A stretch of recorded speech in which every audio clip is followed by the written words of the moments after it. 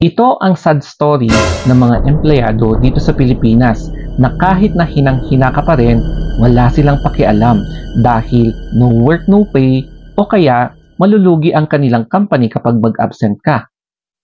Ano ang gagawin mo kapag bigla kang nagkasakit at hindi ka talaga pwedeng magtrabaho kasi hinang-hina na yung katawan mo? At ang masaklap pa dito ay biglang bumagsak at itinakbo ka sa ospital and then pinunta ka sa ICU dahil naging critical na yung kalagayan ng katawan mo. Tapos, nag-message pa ang HR ng company na pinagtatrabahuan mo na pinapapasok ka pa rin sa trabaho kahit na sinabi mong nasa ICU ka. Kaya kung ikaw ang nasa sitwasyong ganito, ano ang gagawin mo, ano ang magiging response mo kapag pinapa-work ka or pinapabalik ka pa rin ng trabaho ng HR ng company nyo kahit na nakalustay ka na sa ICU bed ng ospital kung saan ka na-confine. Ganito ang nakakalungkot na sitwasyon ng isang empleyado dahil kahit na nasa ICU siya at medyo malubha talaga ang kalagayan, etong si HR talaga, pinapa-report pa rin siya kahit na alam niya na nasa ICU siya. So, eto yung conversation. I received a complaint from your TL kasi tinawag mo daw siyang syunga. Just wanna ask your side. Can we schedule a meeting about this? Thank you. So, nag-reply yung empleyado, pero yung mama pala niya. Mama niya to, hindi ko siya tinawag na syunga. Ang sabi ko, syunga ka ba?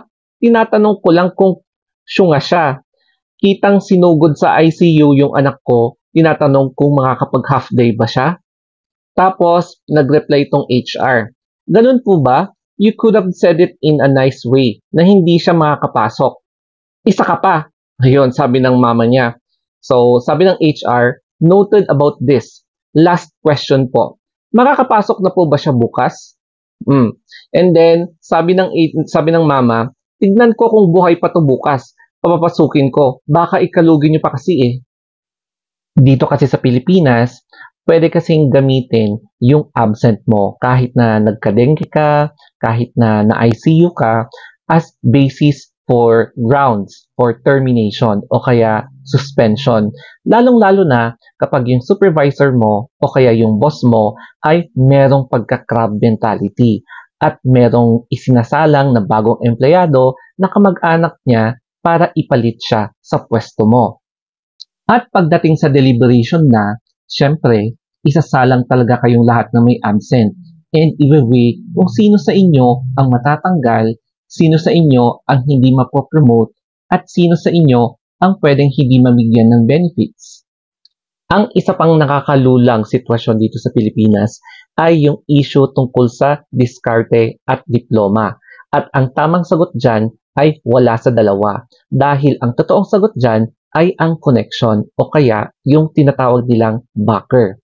Kasi merong mga institutions or companies na mas prefer nila yung connection kesa sa mga empleyado or aplikante na may magandang background, kaya kahit na graduate ka as cum laude, magna cum laude, summa cum laude, walang-wala yan. Kahit na sabihin mong napaka-skilled mo or napaka-madiskarte mo, walang-wala yan. Kapag wala kang connection talaga, medyo mahihirapan kang makuha sa trabaho, mahihirapan kang ma-promote, pero madali ka nilang sisantihin kasi ang ipapalit nila sa'yo ay yung nag-aabang na may connection doon sa company o kaya may connection siya doon sa mas malaking tao na sumusuporta sa company. Aminin man yan.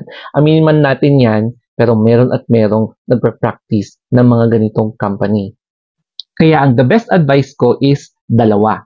Yung una, kapag kaya pa naman ng katawan mo, kahit na nagbabaga na yung fever mo, kahit na umaabot na ng 39 degrees, no choice talaga. Kailangan nating pumasok. Alam niyo kung bakit? Kasi once na nag-absent ka, gagamitin talaga yan ng mga inggitera sa trabaho para alisin ka sa posisyon mo at ipalit ang gusto nilang tao na makapasok na connection nila. Pero kapag hindi talaga kaya ng katawan mo at nasa ospital ka talaga, better quit. Ang dami namang mga trabaho dyan na inaalagaan ang kanilang empleyado. And bakit ka pa kasi magtitiis sa isang institution or company na wala namang pakialam o wala naman silang malasakit sa welfare ng kanilang employee. So, importante talaga na think first para sa sarili mo bago ang work. Kasi kapag hindi na okay yung health mo, yung life mo na rin ang at risk. So, kapag wala ka ng buhay, hindi ka na makakapagtrabaho.